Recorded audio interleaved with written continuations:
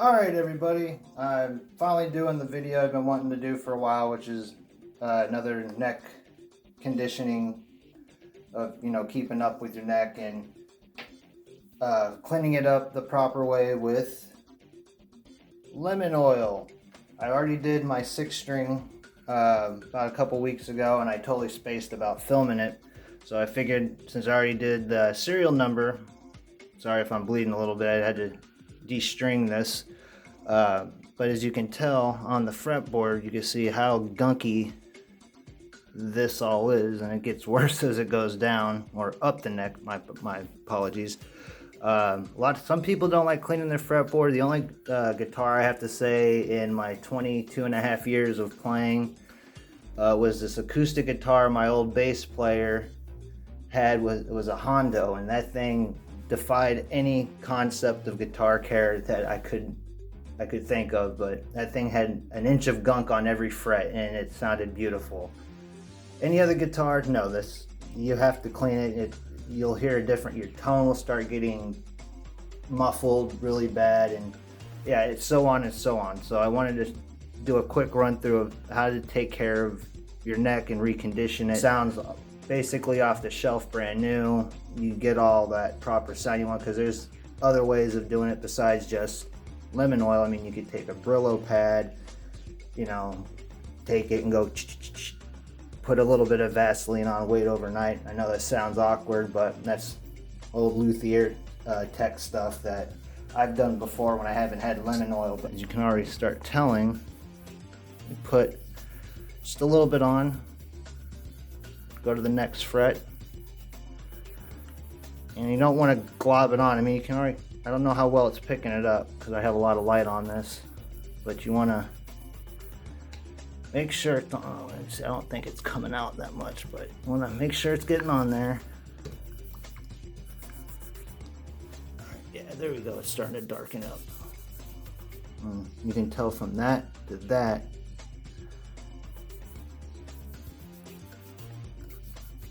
Because you definitely don't want any strings on this when you're putting it on, because it's gonna obstruct your conditioning, and you don't want to play it either after you're done doing it. You kind of want it just to set overnight. I mean, you can restring it if you want to, but I recommend just kind of waiting overnight and just doing it the next day, unless like you have a gig, yada yada yada kind of thing. So we'll go to here to the 9th fret, and I'll show you how bad it was. I mean, here you can even look at the tip of the lemon oil. So what you want to do is just slowly wipe off the excess. At least then you kind of get a nice little lemony smell going on, scent inside your room or whatever. Sometimes it might take a couple applications too, just to make sure you got enough of it off. But if you have a guitar as old as mine, I mean, some stains and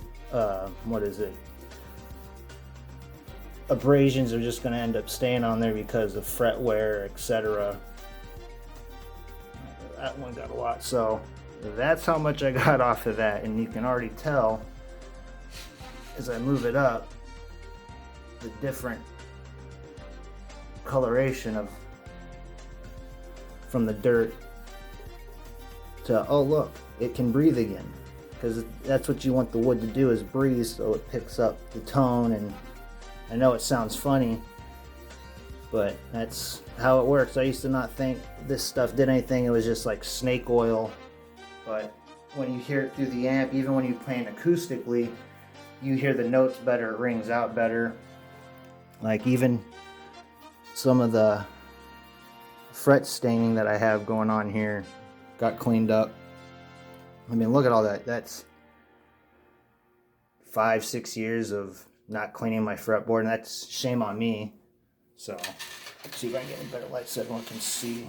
So I stopped at the 9th fret, and you can see from the 9th up, that's how dry the wood is. And then get a very dull tone, and I have this tuned to drop A, so A, E, A, D, G, B, E. I usually kind of keep this one in the standard to drop A, just because of the age.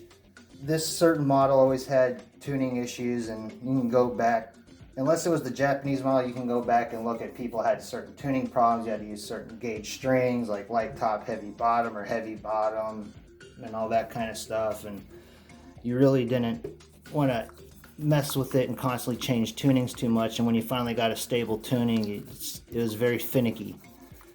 And when I found out, okay, drop A and standard B worked perfect for it, I just left it alone. I was like, all right, not experimenting, because it's only a 22 fret guitar, and I think it's a 23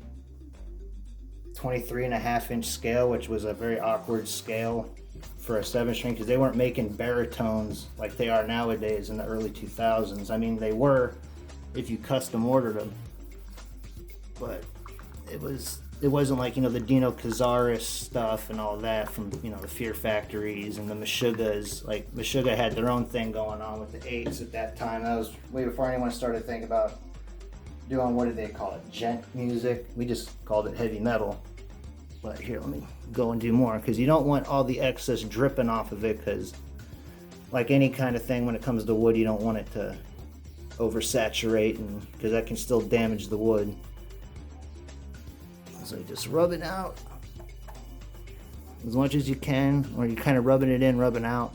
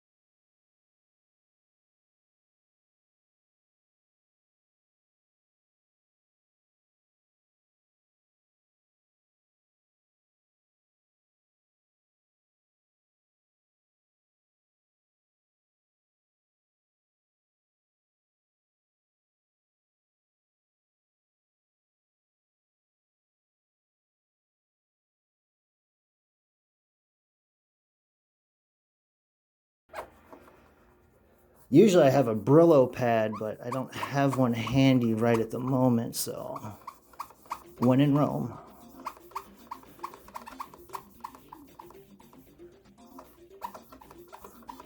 Plus, going from the desert of Arizona to Texas, you know, this really needs it as well. So that's Arizona dirt. You'd be shocked, even on newer guitars, they have a lot of dirt on it too. So there it is, and you can see it's still wet, so that's why I always tell people when they're doing their own work to, oh, let me get that on camera. You always want to give it some time and whatnot, but you can go back and even see how dry it was to where it is now, and then Once you do that, if you feel like you need to do one more application, definitely do it. You let it sit overnight, because even though in the one video I said don't leave your guitar unstrung and all that because it's bad for the neck, it's okay if you're doing stuff like this, but you don't want to leave it longer than a couple days, because then the neck, like especially this time of year when it's starting to go from winter to spring, the neck will start setting itself, and especially on older guitars you don't want it to bow the neck, because then you'll be sitting there and something might happen. But reconditioning the fretboard will still help it out. But I hope this has helped everybody out and it shines some light and you learned something new from it. Once again, as always, thanks for stopping by and giving us a try.